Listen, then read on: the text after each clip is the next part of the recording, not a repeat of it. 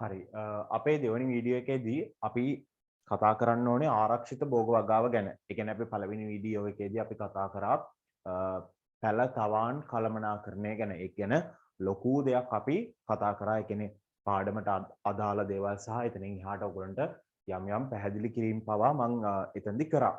ඉතින් අද අපිට කතා කරන්න තියෙන්නේ මාතෘකාව දාන්න ආරක්ෂිත භෝග වගාව.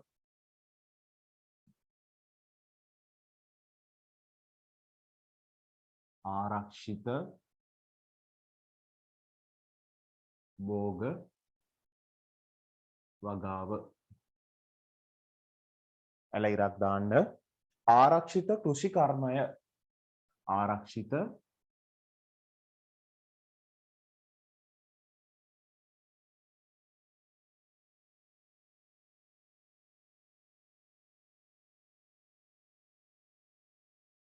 ආරක්ෂිත කෘෂි කර්මය පිළිබඳ ක්‍රම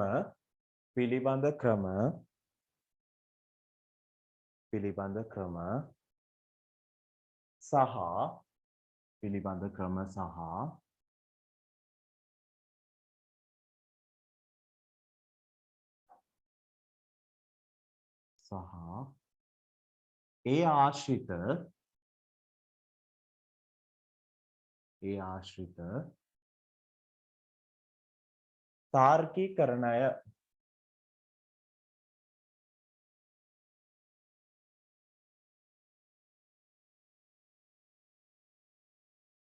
ඒ ආශ්‍රිත තාර්කීකරණය මෙතනදී අපි කතා කරන්නේ ආරක්ෂිත භෝග වගාව නැත්නම් ආරක්ෂිත කෘෂි කර්මය කියන එක ගැන සහ ඒට අදාළ ක්‍රම මොනවද ඒ ගැන අපි මේවා තියෙන ඒ කියන්නේ මේ වගේ යෙදීම් කරොත් මොන වගේ දෙයක්ද වෙන්නේ කොහොමද අපේ ඵලදාව වැඩි කර ගැනීමක් කරන්නේ කොහොමද අපි මේවා කරන්නේ මෙන්න මේ දේවල් ගැන තමයි අපි අද කතා කරන්න තියෙන්නේ එතකොට දැන් මාතෘකාව දාලා ඉවරයි ඊට පස්සේ පළවෙනි තරුව දාලා ලියන්න විවිධ ආකාරයේ පළවෙනි තරුව විවිධ ආකාරයේ ශාක වගා කිරීමේ ව්‍යුහ තුල උද්‍යාන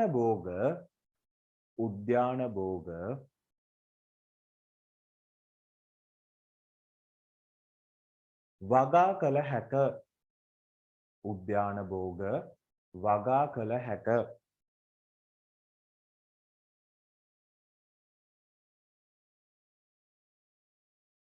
මේ ව්‍යුහ මගින්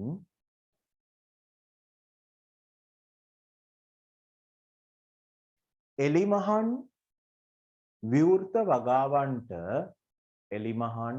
විවෘත වගාවන්ට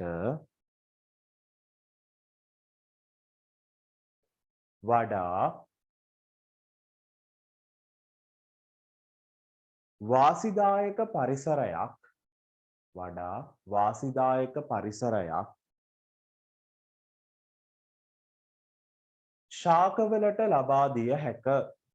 ශාකවලට ලබා දිය හැක. ඒ කියන්නේ ළමයි දැන් අපි යම්කිසි භෝගයක් උද්‍යාන භෝගයක් අපි උද්‍යානවලදී දැකලා තියෙන භෝගයක් ගන්නකො නැත්නම් අපි හිතන්නකො අපේ ගෙදර තියෙන අපි ගමුකෝ අපේ ගෙදර තියෙන පළතුරු ගහක් කියලා මේ ලොකුවට උස යන ගස් නෙමේ අපි කියන්නේ මේ සාමාන්‍ය ඔයගොල්ලෝ දැකලා ඇතිනේ බත් කරපු අඹ ගස් අපි ඕක උදාහරණයකට ගමු බත් කරපු අඹ ගහක් ලොකුවට උස යන්නේ නැහැ අපිට පුළුවන් මෙන්න මේ සාමාන්‍ය පොළවේ ඉඳන් මේ වගේ මට්ටමකදී අඹ ගහක් නිර්මාණය කරගන්න පළදා වෙන ගහක් නිර්මාණය කරගැනීමේ හැකියාවක් තියෙනවා. ඉතින් ඔය වගේ බත් කරපු අඹ ගස් දෙකක් මම අරන් හදනවා. එතකොට ඔය අඹ ගස් දෙකෙන් එකක් මම බාහිර පරිසරයේ මේ එළියේ නිකන් හිටවලා තියෙනවා. අනිත් එක සියලු සාධක පාලනය කර හැකි පරිසරයක් ඇතුලේ. ඒ කියන්නේ මේ මොකද්ද? ආරක්ෂිත භෝග වගාවක් විදිහට මම එක පැලයක් හිටවනවා. එතකොට මේ පැල දෙකේ ගත්තාම මේ දෙකටම ආලෝකය ලැබෙනවද? ඔව් ආලෝකය ලැබෙනවා. හැබැයි මේකේ ආලෝකය මට පාලනය කරන්න පුළුවන්ද? එළියේ තියෙන එකේ බෑ. මට ආලෝකය පාලනය කිරීමේ හැකියාවක් නැහැ. නමුත් මම ගෘහයක් ඇතුලේ නිර්මාණය කරගත්ත. ගෘහයක් ඇතුලේ හදන පැලේදී මට ආලෝකය පාලනය කර ගැනීමේ හැකියාවක් තියෙනවා.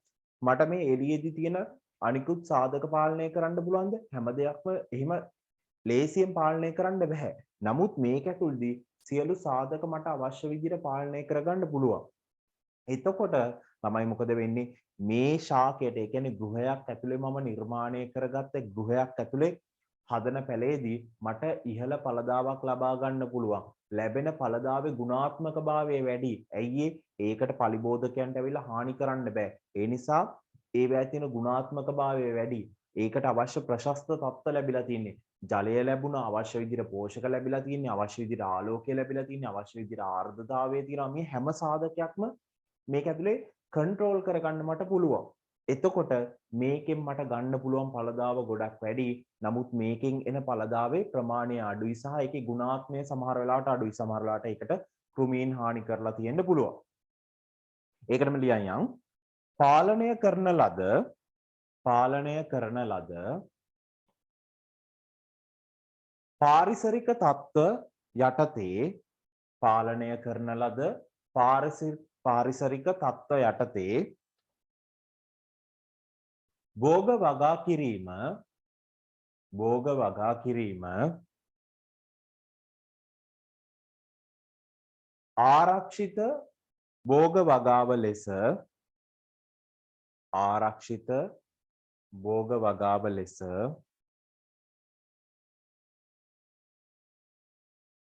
සරලව හැඳින්විය හැක.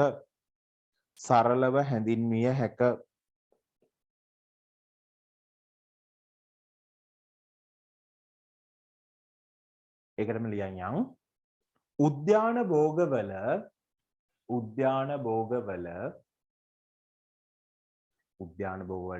අපිට ඔය විසිතුරු මල් වර්ග ඒ වගේ දේවල් පවා ගන්න පුළුවන්. එතකොට මලක වුණත් ගුණාත්මකභාවය වැඩි. මොකද ඒකට අවශ්‍ය තත්ත්ව ලැබිලා තියෙන. එතකොට අපිට දැන් හිතන්න අපි මල් වගාවක් කරන්නේ. මම නිකන් එළියේ මල් ගස් ටිකක් පෝච්චි වල හිටවලා තියෙනවා නම් ඒක සහ මම ගෘහයක් ඇතුලේ ඒ වගේම මල් ටිකක් හිටවලා තියෙනවා නම් මේ එළියේ තියෙන එකට වඩා ගෘහයක් ඇතුලේ නිර්මාණය කරගත්ත මල් පැල වලින් ලැබෙන මල් වල ප්‍රමාණය විශාලයි, ගුණාත්මකභාවය වැඩි. ඒ හැමදේම අතින් ඒක අර එළියේ හිටවපු මල් වලට වඩා ඉහළින් තියෙනවා. මොකද ඒකට එකම හේතුව තමයි ගෘහයක් ඇතුලේ ශාකය තියෙද්දී එයාට අවශ්‍ය තත්ත්ව ටික අපිට ප්‍රශස්තව ලබා දෙන්න පුළුවන්. ඒ ගහට අවශ්‍ය සාධක ටික මට ප්‍රශස්තව ලබා දෙන්න පුළුවන්. එතකොට ඒකෙන් ලැබෙන ඵලදාව නැත්නම් ඒක අපි ගත්තොත් ඵලදාවක් විදිහට ගෙඩියක් වෙන්න පුළුවන්. එහෙම නැත්නම් මලක් වෙන්න පුළුවන්. ඒවැය තියෙන ගුණාත්මකභාවය, ඒකේ තියෙන ප්‍රමාණාත්මකභාවය වැඩි. ඒ නිසා මට පුළුවන් ඒක වැඩි මිලකට පළවි කිරීමක් කරන්න. කියන්න උද්‍යාන භෝගවල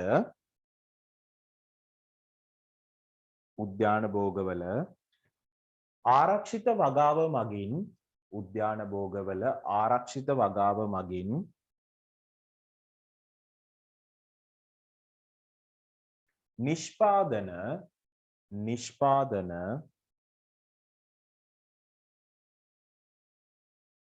නිෂ්පාදන වැඩි දියුණු කිරීම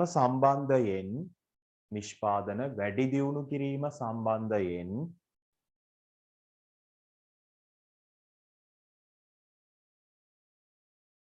අතිවිශාල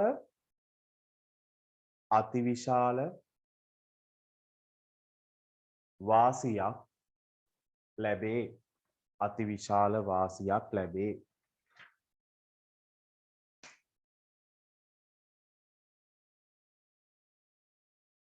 ඔය කියන කතාව ළමයි මේ බලන්න. ඔය දැන් අපි කතා කරපු දේම තමයි. මේ තියෙන්නේ අපි හදාගත්ත ගෘහයක්. තමයි මෙතනදී ගෘහයන් විවිධාකාර විදිහට ඔයගොල්ලෝ දැකලා ඇති. සමහර ඒවා මේ විදිහට තියෙනවා. සමහර ඒවා ගත්තාම පොලිතීන් ගෘහ මෙන්න මේ වගේ වහලා තියෙන ඒවා තියෙනවා. ඒවායේ උෂ්ණත්වය තියෙන පරිසරය, ඒ කියන්නේ පරිසරයේ උෂ්ණත්වය වැඩි පරිසරයක නම් මේ වගේ ව්‍යුහයන් නිර්මාණය කරලා තින්නේ මේ විදිහට වහලා හදනවා. විවිධාකාර විදිහට වහලා නිර්මාණය කිරීම කරනවා. සමහර පොලි ටනල් තියෙනවා මෙන්න මේ වගේ තියෙන. වහලා තියෙන්නේ මේ විදිහට. මෙන්න මේ විදිහට ඒ පොලි ටනල් තියෙන්නේ. ඉතින් විවිධාකාර ක්‍රම තියෙනවා. සමහර ඒවා ගත්තාම දැල් ගෘහ නිර්මාණය කරනවා මේ වගේ කොටුවක් විදිහට. විවිධාකාර ව්‍යුහ තියෙනවා. ඒක ප්‍රශ්නයක් නැහැ. එතකොට දැන් මේ වගේ ව්‍යුහයක ගත්තාම මෙන්න මේ වගේ වහල දෙකක් තියෙන්නේ. වහල දෙකකට තමයි මේක නිර්මාණය කරලා තියෙන්නේ.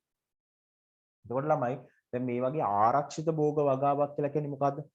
ඒ භෝග ටික නැත්නම් අපි හිතවන මේ පැල ටික යම්කිසි ආවරණයක් ඇතුලේ ආරක්ෂිතව තියෙන්නේ. ඒ කියන්නේ මෙතෙන්දි ගත්තාම පාංශු තත්ත්ව අපි පාලනය කරලා තියෙන්නේ. ඊට පස්සේ දේශගුණික කාලගුණික තත්ත්ව අපි පාලනය කිරීමක් කරගෙන තියෙන. ඒ කියන්නේ දේශගුණය සහ කාලගුණයෙන් මේකට ඇතිවන බලපෑම අපි පාලනය කරලා තියෙන්නේ. නැතුව මේ බාහිර පරිසරය දැන් මේ ව්‍යුහයට බාහිරින් තියෙන පරිසරයේ දේශගුණයේ කාලගුණික තත්ත්ව අපිට වෙනස් කරගන්න බෑ. ඒවා අපිට පාලනය කරන්න බෑ. අපි කරන්නේ මෙන්න මේ ව්‍යුහය ඇතුලේ තියෙන තත්ත්වයන්, දේශගුණික තත්ත්වයන්, කාලගුණික තත්ත්වයන් වෙනස් වීම අපි මේ ඇතුලේ තියෙන පැලවලට දැනෙන්න දෙන්නේ නැහැ. අපි මේක ඇතුලේ මේ සියලු දේවල් පාලනය කරලා තියෙනවා. අපිට පුළුවන් මේක ඇතුලේ උෂ්ණත්වය පාලනය කරන්න පුළුවන්, ආර්ද්‍රතාවය පාලනය කරන්න පුළුවන්, ආලෝකය පාලනය කරන්න පුළුවන්. මේ හැම දෙයක්ම සකස්සලා තියෙනවා. ඉතින් සමහර පොලිතීන් ගෘහ කියන්නේ මේ තරම් හැම දෙයක්ම පාලනය කරන්න තරම් දියුණු එකක් නෙමෙයි. හැම දෙයක්ම පාලනය කරන්න පුළුවන් ඒවට තමයි කියන්නේ හරිතාගාර කියලා. මේ වගේ එකකට හැමදේම පාලනය කරන්න බෑ. මේ වැඩි ගොඩක් වෙලාවට පාලනය වෙන්නේ ආලෝකය, උෂ්ණත්වය සහ ආර්ද්‍රතාවය කියන සාධකයන් තමයි පාලනය කිරීමක් කරන්නේ. අනිත් හැම සාධකයක්ම මේකෙදි පාලනය කරන්න බෑ. නමුත් හරිතාගාරයක් වගේ ව්‍යුහයක් නැත්නම් පටකරෝපණ විද්‍යාගාරයක් වගේ ව්‍යුහයක් ගත්තාම අපිට එතනදී සියලු සාධකයන් පාලනය කරන්න පුළුවන්. ඒ කියන්නේ පෝෂක මාධ්‍යයේ ඉඳන් හැම දෙයක්ම අපි පාලනය කරනවා. ඒවැ වෙනම පෝෂක මාධ්‍යයේ pH තත්ත්වයන් ඉඳන්ම බලනවා. කියන්නේ පෝෂක මාධ්‍යයට pH මීටර්ස් යොදලා ඒවා ඔටෝමැටික් කන්ට්‍රෝල් වෙන්න pH අගයන් පෙන්වන්න ඊට පස්සේ ඒකේ තියෙන ජලය කොච්චර මට්ටමකින් ඒ පෝෂක මාධ්‍ය තුල තියෙනවද කියලා ඒවා වෙනම මීටර්ස් වලින් ගන්නවා. හැම පෝෂකයක්ම තියෙන ප්‍රමාණයන් එතෙන්දී ඒවා කැල්කියුලේට් වීමක් වෙනවා. ඒ අවශ්‍ය මට්ටම් වලින් ඒවා කොච්චර ප්‍රමාණ වලින් අවශ්‍ය විදිහට දාන්න ඕනද කියලා බලලා ඒ දේවල් දානවා. ඊට පස්සේ ඒක ඇතුලේ තියෙන කාබන් ඩයොක්සයිඩ් මට්ටම පාලනය කිරීමක් කරනවා. ඒවා ඔක්කොම ඒ කියන්නේ මැෂින් වලින් ඒවා කන්ට්‍රෝල් කරනවා. සමහර වෙලාවට මිනිස්සු ඕනේ නැහැ. ඒවා ඔටෝමැටික් හැමදේම කන්ට්‍රෝල් වෙන්න හදලා තියෙන්නේ. අවශ්‍ය වෙලාවට දැන් ආර්ද්‍රතාවයේ අඩු තත්ත්වයක් නම් ස්ප්‍රින්ටර්ස් ඔන් කරලා අවශ්‍ය මට්ටමට ජලය ඇතුළට දානවා. එතකොට නැවත ආර්ද්‍රතාවය වැඩි කිරීමක් කරනවා. අවශ්‍ය මට්ටමට ආපු ගමන් අර ස්ප්‍රින්ටර්ස් ඔටෝ ඕෆ් වෙනවා. ඇතුළේ උෂ්ණත්වය වැඩි වුණොත් එක්සෝස් ෆෑන් වැඩ කරලා ඉවරලා ඇතුළේ තියෙන රස්නේ ඉවත් කිරීමක් කරනවා. එතකොට නැවත යථා තත්ත්වයට ආපු ගමන් එක්සෝස් ෆෑන් වැහෙනවා. මේ හැමදේම කන්ට්‍රෝල් කරන්න පුළුවන් විදිහට හදපු ඒවා තමයි ඔය හරිතාගාර, ග්‍රීන් හවුස් කියන ඒවා සහ පටක රෝපණ විද්‍යාගාර කියන ඒවා. Tissue culture lab. එතකොට ඊළඟ එකට අපි යන් ඊළඟ තරුව දාන්න ආරක්ෂිත වගා තාක්ෂණය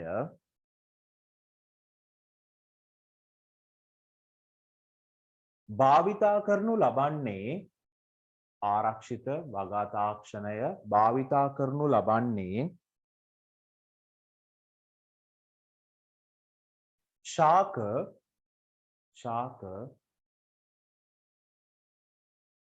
අහිතකර දේශගුණික තත්ත්වයන්ගෙන් උදාහරණයක් විදිහට ගත්තාම අපිට වරහන් ඇතුලේ ලියමු සුළඟ තද වර්ෂාව සුළඟ නිසා ගස් වැටෙන්න පුළුවන් ඇදිලා වැටෙන්න පුළුවන් නැත්නම් ඒවා අතු කොටස් කැඩෙන්න පුළුවන් අධික වර්ෂාවට පත්‍ර ඉරිලා යන්න පුළුවන් ඒ වගේ දේවල් අධික නැත්නම් තද වර්ෂාව මීදුම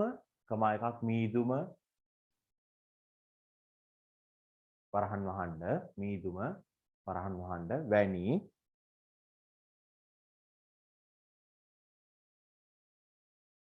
තත්ත්වවලින් ආරක්ෂා කර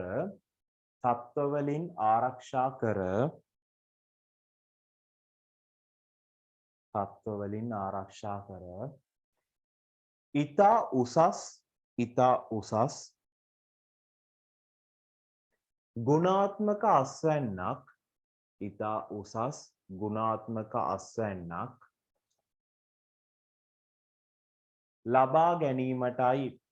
ලබා ගැනීමටයි මේකේ අරමුණ තමයි අපි භෝග ටික ආරක්ෂා කරනවා භෝග වලට අවශ්‍ය තත්වයන් ටික ලබා දෙනවා. ඒ නිසා භෝග වලින් ඉහළ ගුණාත්මයක් තියෙන අස්වැන්නක් ලැබෙනවා. අස්වැන්නේ ඵලදාව, ඒ කියන්නේ ලැබෙන ඵලදාව වැඩි. ඒකෙන් අපිට වැඩි මුදලක් ලබා ගන්න පුළුවන්. ඒකටම ලියන් යන් මේ ආකාරයේ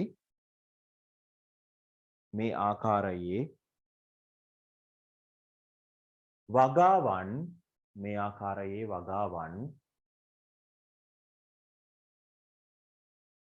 හරිතාගාර තුල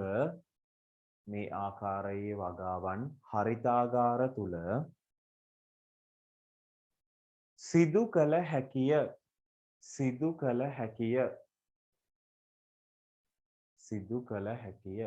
දැන් හරිතාගාරයක් හදද්දී අපිට පුළුවන් මෙන්න මේ විදිහට හදන්න. ඒ කියන්නේ හරිතාගාරයේ පහළ බිත්ති ටික බිත්ති බඳිද්දී කොටසක් වෙන්න ගඩොල් වලින් බැඳලා ඒවා කපරාදු කරලා එහෙම හදනවා. ඊටු ටික උඩට වීදුරු. නැත්තම් සම්පූර්ණයෙන් වීදුරු වලින් හරිතාගාර හදන්න පුළුවන්. සිදු කළ හැකිය. වරහන් දාලා ලියන්න. ආවරණ ද්‍රව්‍ය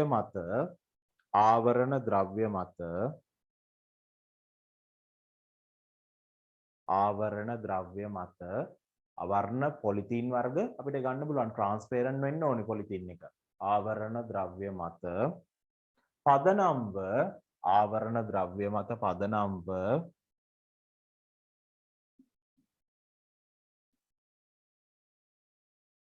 ලියන්න පොලි ටනල්ස් වරහන් ඇතුළේ ලියා ගන්න පොලිතීන් ගෘහ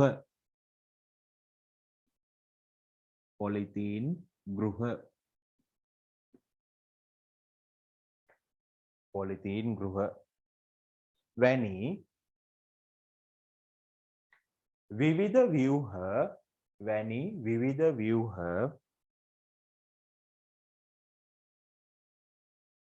හරිතාගාර ලෙස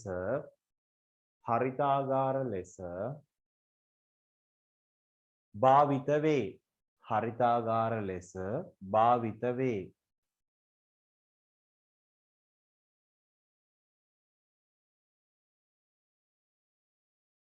වරහන් වහන්න. ආරක්ෂාකාරී වගා කිරීම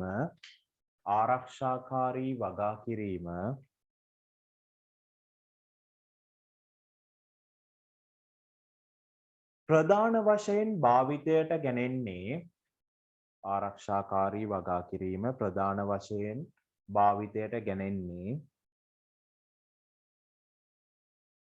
නරක්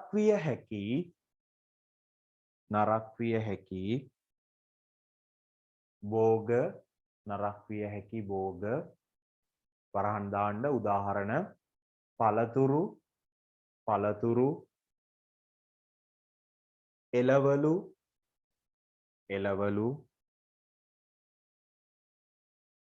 සහ විසිතුරු පැල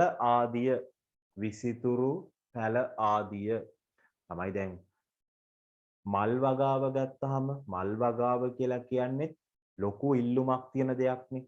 ෆ්‍රෙෂ් මල් කියන දේවල්, ෆ්‍රෙෂ් ෆ්ලවර්ස් කියන ඒවා වෙඩින් වලට වගේ දේවල් වලට අද ලොකු ඉල්ලුමක් තියෙන පැත්තක් තමයි ඔය ෆ්‍රෙෂ් ෆ්ලවර්ස් කියන දේවල්. ඉතින් ඒ වගේ දේවල් ඉක්මනට දැන් හිතන්නකො මලක් කියන දේ අපි කපා ගත්තට පස්සේ ඒකෙන් ජලය වාෂ්ප වෙද්දී ඒක හැකිලිලා වේලිලා යන්න පුළුවන්. එහෙම නැත්නම් මේ මල බාහිර පරිසරයෙන් නිකන් හැදෙනවා නම් ඒකට කෘමි හානි වෙන්න පුළුවන්. එක පත්‍රයක් හරි එක මලක පෙත්තක් හරි හානි වෙලා තියෙනවා නම් අපිට ඒක වෙළඳ පොලේ විකුණන්න බෑ. ඒකට ලැබෙන ඒ කියන්නේ මේ මලට ඉල්ලුමක් නැති වෙනවා. ඉතින් ඒ වගේ තැන්වලදී ඒව ආරක්ෂා කරගන්න පළතුරු වගේ දේවල් ඉක්මනට නරක් වෙනවා, එළවලු වගේ දේවල් නරක් වෙනවා. ඉතින් මේ වගේ භෝගවලට තමයි මේ ආරක්ෂිත භෝග වගාව කියන දේ ගොඩාක් වැදගත් වෙන්නේ. ලියන්න පළතුරු එළවලු සහ විසිතුරු පැල ආදිය වරහන් වහඬ වගා කිරීමේදීය ඔන්න අපි ආරක්ෂිත භෝග වගාව කියලා කියන්නේ මොකද්ද? පාලනය කරන තත්ත්ව යටතේ භෝග වගා කිරීම. මේ අපිට මේවා ඇතුළදී යම් කිසි සාධකයක් පාලනය කරන්න පුළුවන්. සමහර ගෘහ තියෙනවා සියලු සාධකයන් පාලනය කිරීමේ හැකියාවක් තියෙනවා. සමහර ගෘහවලදී යම් යම් සාධක විතරයි පාලනය වෙන්නේ. හැම ගෘහයකදීම හැම සාධකයක්ම පාලනය කරන්න පුළුවන් කියලා දෙයක් නෑ. හරිද? ඒක ඔයගොල්ලෝ තේරුම් ගන්න. එතකොට ළමයි මේකටම තමයි කියන්නේ දැන් අපි කියනවානේ අර්ථ දැක්වීමේදී පාලනය කරන ලද පාරිසරික තත්ත්ව යටතේ භෝග වගා කිරීමක් කියලා. මේකට කියනවා තව නමක් තියෙනවා පාලිත භෝග වගාව කියලා නමකින් වුණත් මේක හඳුන්වන්න පුළුවන්. මේ පාලිත කියලා කෙනෙක් භෝග හිටවන එක නෙමෙයි මේ ආරක්ෂිත භෝග වගාව කියලා කියන්නේ. පාලනය කරන තත්ත්ව යටතේ භෝග වගා කිරීම තමයි මේ පාලිත භෝග වගාව කියලා කියන්නේ. ඔය ආරක්ෂිත භෝග වගාව ආරක්ෂිත කෘෂිකර්මය කියන එකටම තවත් නමක් තමයි මේ පාලිත භෝග වගාව කියලා කියන්නේ. ඉතින් මේක අපේ සිලබස් එකේදී මේ නමින් කියන්නේ නැහැ.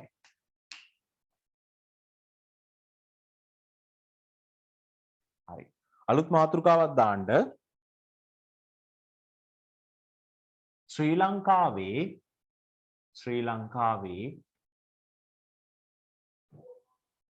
ආරක්ෂිත වගාක්‍රම යටතේ ශ්‍රී ලංකාවේ ආරක්ෂිත වගාක්‍රම යටතේ ශ්‍රී ලංකාවේ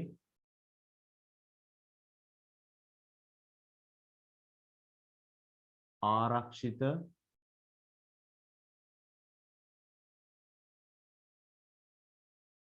වගාක්‍රම යටතේ ශ්‍රී ලංකාවේ ආරක්ෂිත වගාක්‍රම යටතේ වගා කරන ශාක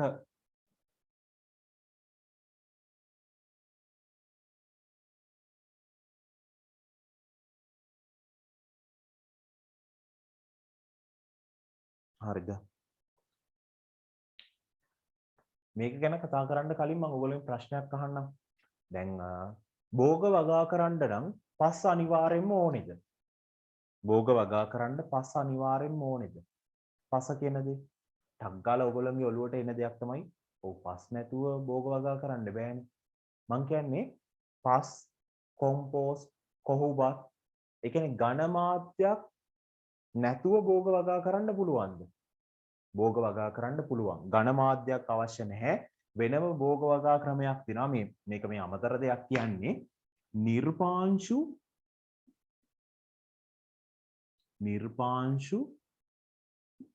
භෝග වගාව කියලා.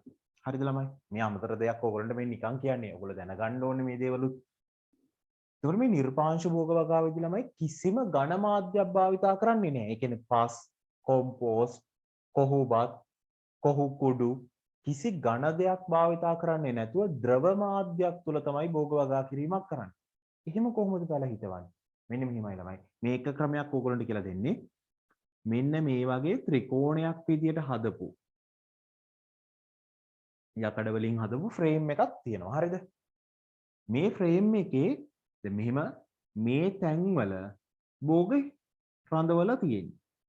පොඩි සිදුරු තියෙනවා. ඒවැ මේ භෝග රඳවලා තියෙනවා. අපි හිතමු මේ සලාද කියලා.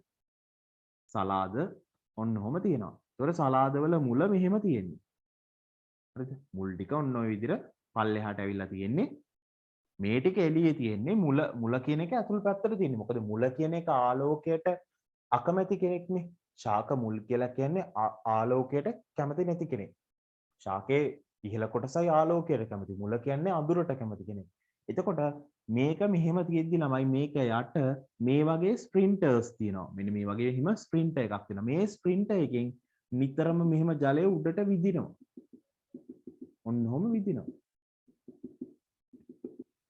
එතකොට ඒ අර මුල් හැමතිස්සෙම අර පෝෂක මාධ්‍යයෙන් නැහැවි තියෙන්නේ. එතකොට මේවා බිමට වැටෙන ඒවා එකතු වෙලා ඒක නැවත ටැංකියකට යනවා. ඒ ටැංකියේ ඉඳන් නැවත ආයිත් මේකට එනවා. මේ අතරදි ළමයි මේ මෝටර් එකක් ටැංකිය තියෙනවා. වෙනම pH meters තියෙනවා. වෙනම අවශ්‍ය පෝෂක දාන්න තැනක් තියෙනවා. මේ හැමදේම තියෙනවා. මම මේ සරලව ඔයගලන්ට කිව්වේ. ඉතින් මේ වගේ ක්‍රම වලට භෝග වගා කිරීම කරනවා. තව ක්‍රමයක් තියෙනවා. මේ වගේ ලොකු ටැංකි හදලා මෙහෙම ටැංකිය තියෙන්නේ. මේ ටැංකියේ පාවෙන තැටි හදනවා. මෙන්න මේ වගේ ඔන්න හිතන්නකො මේ වගේ යකඩ තැටියක් ගත්තා කියලා. මේ වගේ තැටියක් අරන් මේකේ මෙහෙම සිදුරු කපනවා. ඔන්නම සිදුරු කපලා තියෙනවා. හරිද? මේ සිදුරු වලට හරියට නිකන් යෝගට් කෝප්පයක් දාන්න පුළුවන්. එතකොට දැන් මෙහෙම බැලුවොත් ඔන්න යෝගට් කෝප්පේ උඩ කෑල්ල මෙහෙම තියෙනවා. මෙන්න මෙහෙම යට ටික තියෙනවා. ඒ කියන්නේ මේක යට යෝගට් කප් එකේ යට කොටස තියෙනවා. ඒ වේ ගත්තාම මෙහෙම ඒ කියන්නේ සිදුරු විදලා තියෙනවා. මෙන්න මෙහෙම තැන් තැන් වලින් සිදුරු විදලා තියෙනවා. මේකේ හැබැයි ගත්තාම මොනවා හරි මාධ්‍යයක් තියෙන්න ඕනේ. කොහු කුඩු වගේ දෙයක් එතන තියෙනවා. ඊට පස්සේ ඒ තැටිය මේක ඇතුලේ පාවෙවි තියෙනවා. ඒකට මේකේ ගත්තාම මේ ලොකු ටැංකියේ තියෙන පෝෂක මාධ්‍ය සහිත ජලය. ඇල්බර්ට් සොලියුෂන් එක තියෙන්න පුළුවන්. ඒ වගේ මොකක් හරි පෝෂක මාධ්‍යයක් මිශ්‍ර කරපු ජලය තියෙන්නේ. ඉතින් එතනින් තමයි පෝෂක අවශෝෂණය කිරීමක් කරන්නේ. මේ විවිධාකාර ක්‍රම. හරිද? මේවට අර තාක්ෂණික දැනුම ටිකක් අවශ්‍යයි. නිකන් අපි පැලයක් පසේ හිටවනවට වඩා තාක්ෂණික දැනුමක් අවශ්‍යයි. හැබැයි මේක එක වාසියක් තමයි ළමයි අපිට අර පාංශු ජනන රෝග වැළඳෙන්නේ නැහැ. ඒ කියන්නේ ශාකවලට අපේ තියෙන ශාකවලට පාංශු ජනන රෝග ඇති වෙන්නේ නැහැ. මොකද පස භාවිතා කිරීමක් කරන්නේ නැහැනේ. අපි නිර්පාංශු වගාවක් විදිහට තමයි භාවිතා කිරීමක් කරන්නේ. හරි. මාතෘකාවල් ලිව්වා අපි ශ්‍රී ලංකාවේ ආරක්ෂිත වගා ක්‍රම යටතේ මොනවද වගා කරන්න කියලා. ඊට කලින් අපි ලියමු තරුවක් දාන්න. සරල ආකාරයේ හරිතාගාරයක් යනු පළවෙනි තරුව දාලා ලියමු. සරල ආකාරයේ හරිතාගාරයක් යනු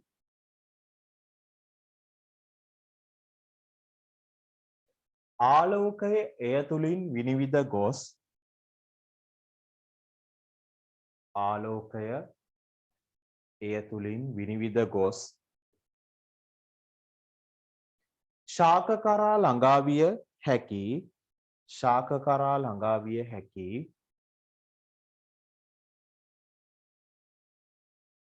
ද්‍රව්‍ය වලින් ශාක කරා ළඟා විය හැකි ද්‍රව්‍ය වලින්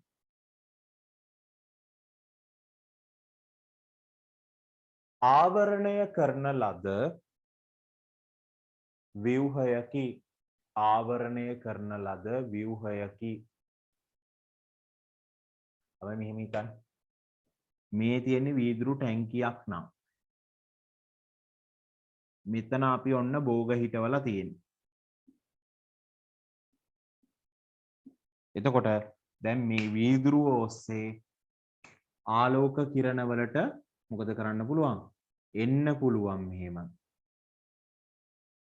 මෙහෙම ආලෝක කිරණ මේක ඇතුළට එනවා ආලෝක කිරණ එන නිසා එකාතකින් මෙතනට ආලෝකය ලැබෙනවා දිගින් දිගට ආලෝකය ලැබෙති මේක ඇතුලේ අවශ්‍ය මට්ටමට තාපය ජනනය වීමකුත් වෙනවා. ඒ කියන්නේ මේක ඇතුලේ උෂ්ණත්වය වැඩි වීමක් වෙනවා. ඒ කියන්නේ බාහිර පරිසරයට වඩා මේක ඇතුලේ උෂ්ණත්වය වැඩි කරගන්න පුළුවන්. ඒතකොට ඒ උෂ්ණත්වය වැඩි නිසා ප්‍රභා සංශ්ලේෂණය වැඩි මට්ටමකින් සිදු කරගන්න අපිට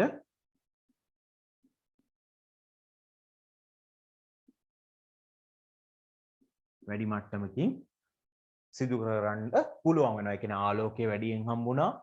ඒ වගේම ඇතුළත උෂ්ණත්වය වැඩි වීමක් වෙනවා. ඒ නිසා මේ අභ්‍යන්තර පද්ධතිය ඇතුළේ උෂ්ණත්වය වැඩි වෙලා තින්නේ. ඒක භෝග වගාවේ ප්‍රභා සංශ්ලේෂණ ක්‍රියාවලියට ඵලදායී ලෙස භාවිතා කිරීමේ හැකියාවක් ලැබෙනවා. ලියන්න ඊළඟ තරුව වර්තමානයේ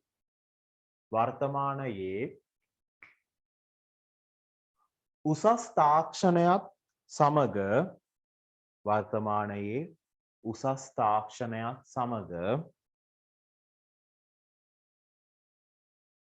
උද්‍යාන භෝග කර්මාන්තයේදී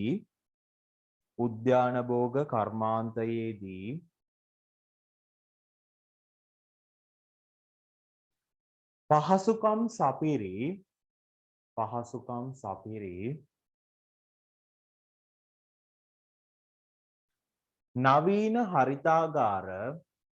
නවීන හරිතාගාර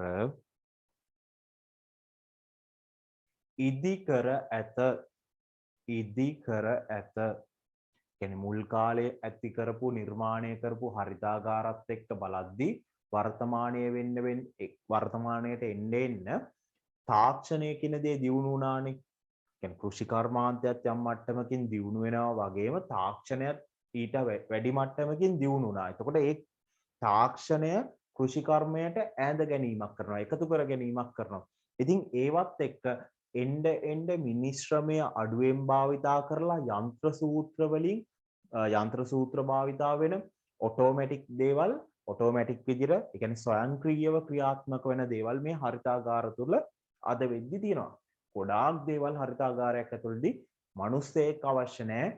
ඒවා ස්වයංක්‍රීයව තමයි ක්‍රියාත්මක වීමක් වෙන්නේ. අවශ්‍ය වෙලාවට ඒ අවශ්‍ය තත්ත්වයට ආපු ගමන් දැන් හිතන්නකෝ අපි මෙහෙම උදාහරණයක් විදිහට ගමු. ඔන්න හරිතාගාරය ඇතුලේ උෂ්ණත්වය මම නිකන් විදිහට ගන්නම් උදාහරණයක්. හරිතාගාරයේ උෂ්ණත්වය සෙල්සියස් 38කට තියන්න ඕනේ. එතකොට මේක තමයි මේ සිස්ටම් එකට දීලා තියෙන කමාන්ඩ් එක. හරිද? හරිතාගාරයේ මේ සිස්ටම් එකක් නිර්මාණය කරලා තියෙනවා.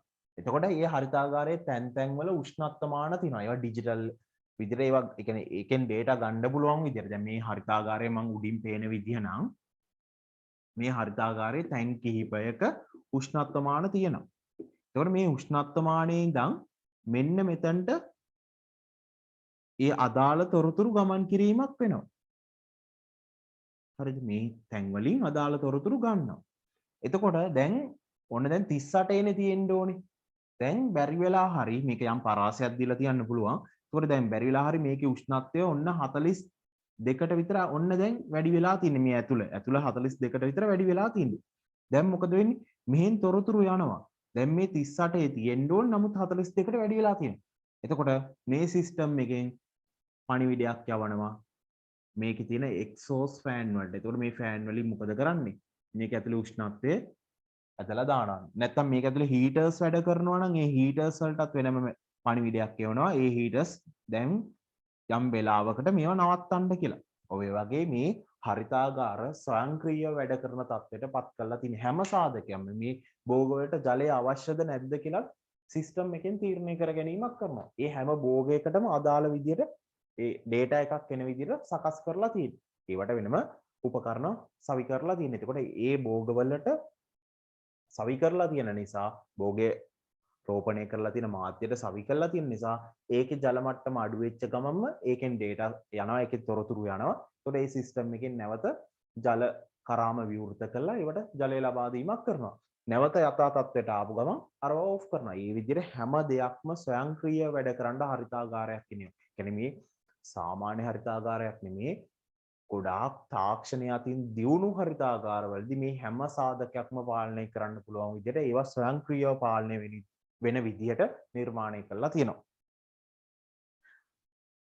ලියන්න ඒකටම ලියන් යම්.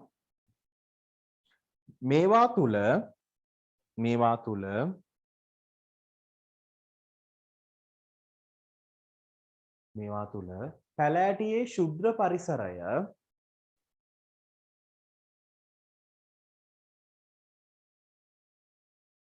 ශුද්ධ පරිසරය වඩාත් නිවැරදි ලෙස පාලනය කරනු ලබයි.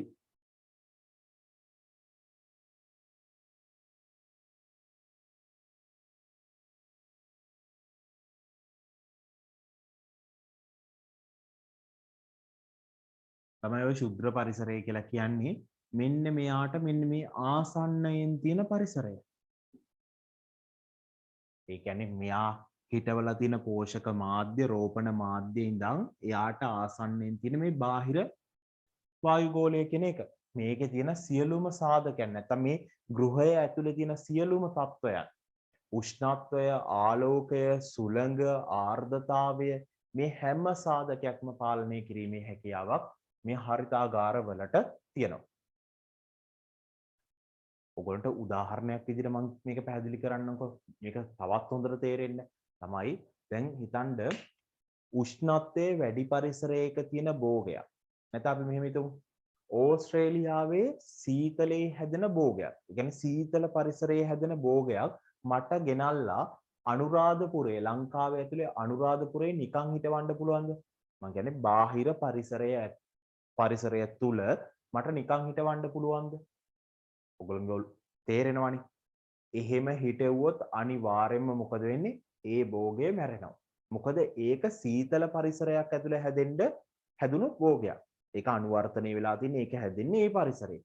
නමුත් මට පුළුවන් අනුරාධපුරයේ ඇතුලේ ඒ භෝගයම හිටවන්න. කොහොමද? හරිතාගාරයක් හදලා ඒ හරිතාගාරය තුල තමයි ඒ භෝගය හිටවන්න පුළුවන් වෙන්නේ. තේරෙනවද? ඒ කියන්නේ එතකොට මට අර හරිතාගාරය ඇතුලේ AC එකක්, ඒ කියන්නේ AC air conditioners භාවිතා කිරීමක් කරන්න වෙනවා. මොකද අර භෝගයේ තිබ්බ පරිසරයට අදාළ උෂ්ණත්වයම මේ අනුරාධපුරයේ මම හදාගත්ත පොලි ටනල් එක ඇතුලේ නැත්නම් මේ පොලි ටනල් එක කියන්නත් බෑ. එතන හරිතාගාරය. හරිතාගාරය ඇතුලේදී මම ඒ තත්ත්වයන් පාලනය කරලා දෙන්න ඕනේ. එහෙම දුන්නොත් මට කිසි ප්‍රශ්නයක් නැතුව අර ඕස්ට්‍රේලියාවේ හැදිච්ච භෝගයම මේ පරිසරය තුල, ඒ කියන්නේ අනුරාධපුරය තුල මගේ හරිතාගාරය තුල මට වගා කිරීමේ හැකියාවක් තියෙනවා. හැබැයි එතනදී අපි හැමදේම බලන්න ඕනි. නිකන් හිතවන්න පුළුවන් වීමම නෙමෙයි. මට මේ භෝගය හිටවලා මේක පළදාව ගන්නකම් ඒ කාලය තුලදී මම කොච්චර මුදලක් වැය කරනවද? මොකද මගේ අරමුණ ලාභය ලබා ගැනීම. ලාභයක් වෙනුවෙන් අපි භෝග වගාවක් කරන්නේ. ඒතකොට මම බලන්න ඕනේ මම මේකට කොච්චර වියදමක් දරනවද? එතකොට වියදම වැඩි නම් මට හම්බෙන දේ අඩු නම් ඒක පාඩුවක් නේ. එතකොට ඒ දේවල් බලලා තමයි අපි ඒ අදාළ භෝග හිටවන ක්‍රමය සහ ඒ හැම දෙයක්ම අපි තීරණය කර ගැනීමක් කරන්න ඕනේ. හරි. ලියන්න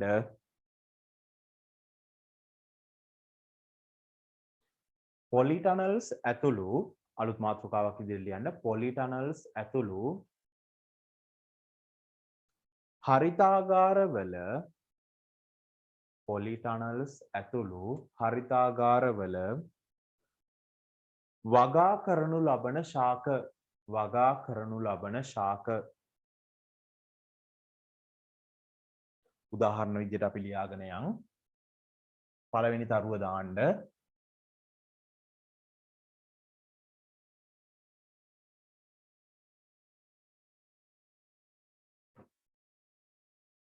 පළවෙනි තරුව ඒ යටතේ ක්‍රමාදදා ඉස්සරහට ලියන්න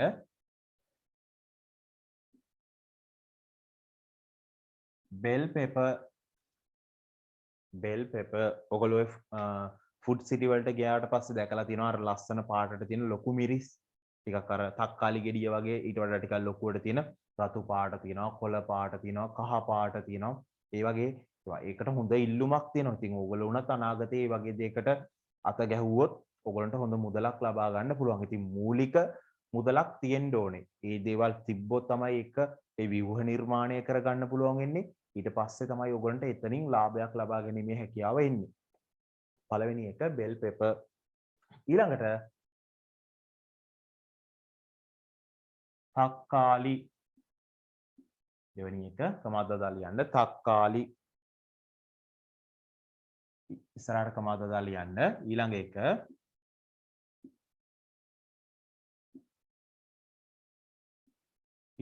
පිපිඤ්ඤා. ඊළඟට සහ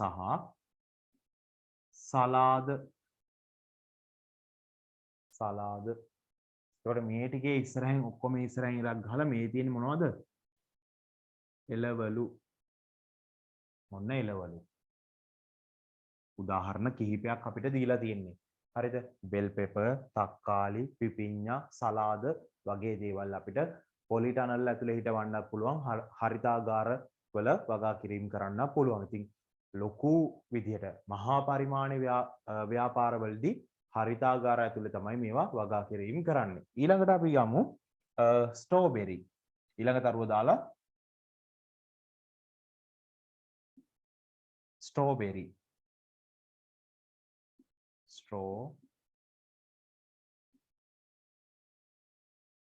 ස්ට්‍රෝබෙරි. හරිද? එතකොට මෙතන පළතුරු ස්ට්‍රෝබෙරි ඉස්සරහින් ඉරක් ගහලා පළතුරු අපිට එකයි දීලා තියෙන්නේ. ඊළඟට කානේෂන් රෝස උඩවැඩියා. විසිතුරු පැල ඔන්න තුන්වෙනි තරුව දාලා කානේෂන් රෝස උඩ වැඩියා වගේ විසිතුරු පැල වර්ග අපිට මේ හරිතාගාර නැත්තම් පොලිටනල් ඇතුලේ අපිට වගා කිරීම කරන්න පුළුවන්. ඒ හැකියාව තියෙනවා. ඉතින් දැන් අපි පාඩමට අදාළ දේවල් සහ සමහර ඔයගොල්ලන්ට දැනගන්න ඕනේ දේවල් මම මෙතනදී ඒ පාඩම කරන අතරතුරේදී කිව්වා. හරි.